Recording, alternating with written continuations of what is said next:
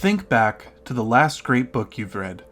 The author probably spent a long time writing it, and most of that time was spent in revision. Hi everyone, I'm James, an author, editor, and the owner of The Arcanist, an independent publisher dedicated to sharing excellent fantasy fiction. I have read a lot of fiction from authors of all levels of experience, and regardless of who sent it to me, it is so obvious when they have sent me a first draft. Hemingway famously claimed that the first draft of anything is terrible. Strunk pushed his students to write with vigor, claiming vigorous writing was concise. A first draft is never vigorous or concise, and it's always a terrible piece for publication. Yes, revision is time-consuming, but your writing is worth the effort. You'll feel a lot better sending it out into the world fully prepared for the challenges ahead. Revision is actually my favorite part of the process. It's when you get to see the rough stone of your ideas get turned into the beautiful sculpture of the narrative. In this video, we'll talk about the misconceptions of what good writing is and how it comes about. And I'll give you the tools to carve out the best version of your writing possible. But first, a word from our sponsor, me! Hey there, I'm James and I run the Literary Fantasy Magazine, a biannual publication showcasing powerful, character-driven fantasy. We publish free fantasy stories every other week on our website, and our first issue is available wherever books are sold online. When you subscribe to our yearly catalog, you will get instant access to our first issue and our entire archive. Writers, we're still accepting submissions for issue 2, but space is limited. Links are in the description. Now, back to the video. It's a common belief among non-writers that a great writer can pump out a masterpiece on the first try. But this is almost never the case. Due to this, it can be difficult to send out a work in progress to your friends, because they might be expecting a polished manuscript instead of a bug-riddled first draft. The first draft is supposed to be bad. The whole point of it is just to get words on paper without being worried about perfection, so that you can focus on refining and polishing later. This is better for productivity and yields a better story.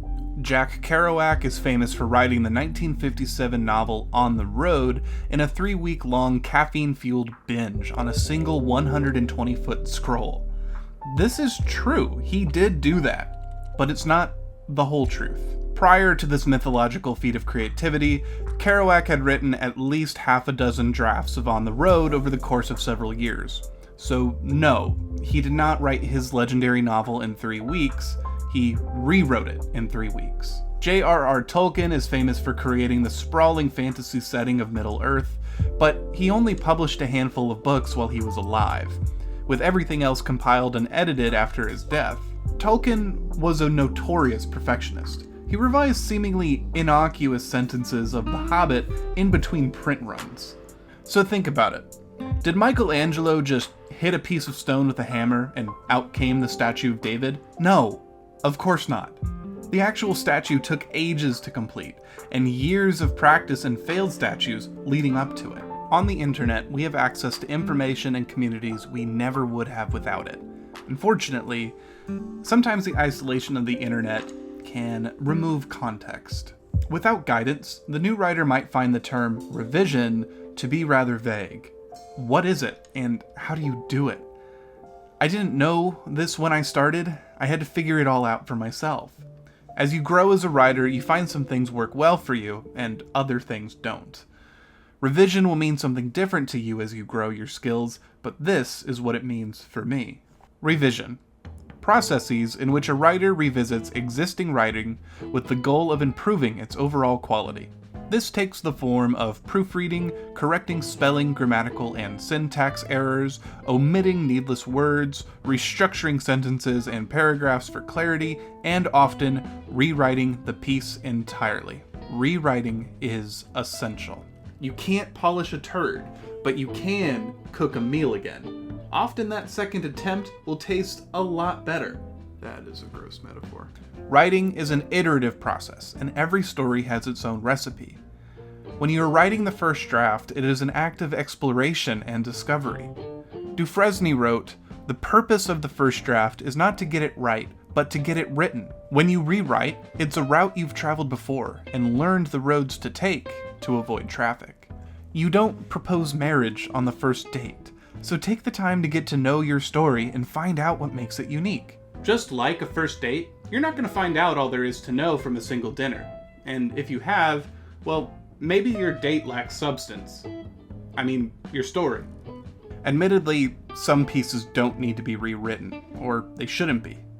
Poetry is coveted for its immediacy, spontaneity, and imperfection. Some poems are a product of a moment in time and can't be repeated. But a novel, and other forms of fiction and nonfiction, are not like this. The best way to learn revision is practice.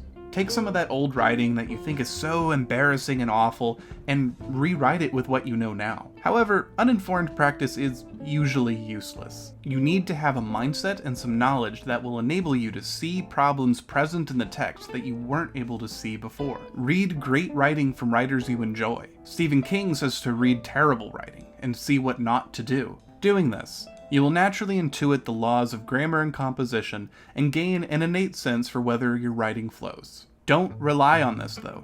Brush up on your elementary grammar. Understanding the difference between an adverb and an adjective, or what the hell a split infinitive is, will only make your life easier down the road. Ideally, you should have this knowledge baked in from elementary or high school, but if you were an underachiever like me as a kid, well, you'll have some catching up to do. The best book I can recommend for this is the 4th edition of The Elements of Style by William Strunk Jr. and E.B. White. At 80 pages and freely available online, there is no excuse for any modern writer to not have read this. Don't stop at reading either. Take note of the rules and principles you recognize as something you've struggled with, and focus on fixing those while you draft. You'll start seeing these mistakes in your older writing.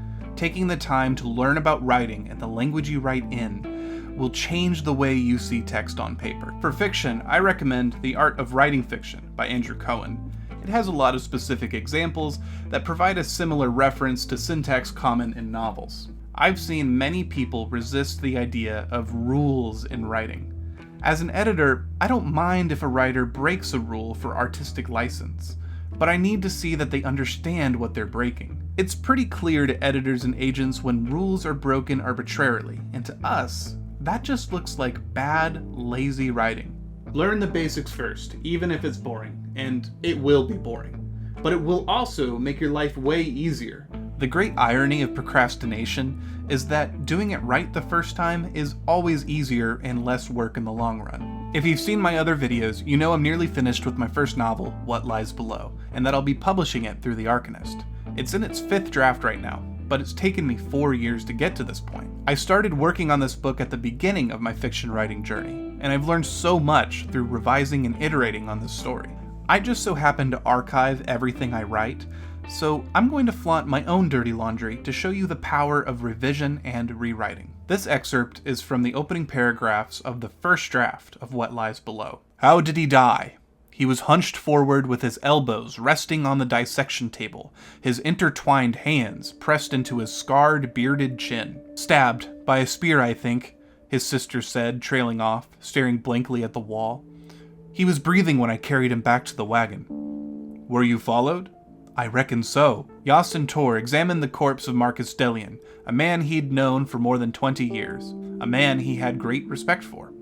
He poked calloused fingers into his friend's swollen neck, then inserted one into the wound on his chest. This passage is awkward and impersonal. Marcus is Neris' husband, and he just died, yet there's no emotion to be found in the scene, not to mention mistakes in formatting dialogue, the uncertainty in how or when to introduce the characters, and the egregious use of the passive voice. Now, let's look at my most recent edit. Admittedly, I am attached to it, and I've had a hard time bringing this scene up to snuff.